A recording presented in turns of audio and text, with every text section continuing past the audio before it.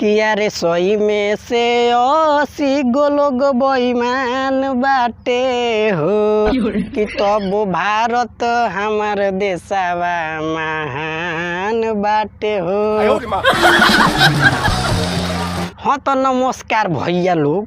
तो ए भैया अपना देश में ईमानदार आदमी कम बाकी बेईमान आदमी ज्यादा बाणे। अरे चारों ओर बेईमानी चलता तबो का जाने काहे लोग देशवा के अपना महान कहता। आगे आई सुनी हमारा देशवा में और का कुल होता कि नेता मंत्री करस घोटाला लाखों करोड़ के त पुलिस दरोगा घूस ले बरदी के जोड़ से। हाँ तो रउआ लोग देखते बानी कि नेता लोग केतना लोगन से घोटाला करे में लागल बाणे। गरीब लोग नाला साफ करता रे आई लोग 5 ताला में रहता रे।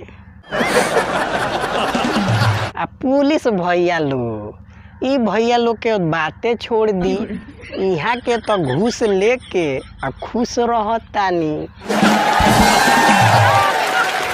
किया रे नेता मंत्री करस घोटाला लाखों करोड़ के तो पुलिस दरोगा घूस ले बरदी के जोड़ से। तो खेतावा में रोवत सब किसान बाटे हो कि तब भारत हमार देशवा महान बाटे हो। हाँ तो ये भैया लोग यही जो किसान लोग के देख ली।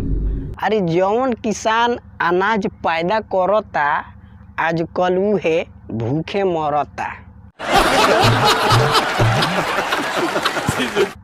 आगे आई और सुनावतानी कि गाँव के मुखिया रुपया पैसा लूटता रे चाप के तो देहले ना राशन कोटेदार कहियो हो नाप के। हाँ तो ये भैया लोग जौन मजा गांव के मुखिया में बानू उ तो विदेशिया पार्टियों में नइखे। उ लोग जितना विदेश में रह के कमाता रहो है जो उहे गांव में मुखिया जी बैठ के कमाता नी।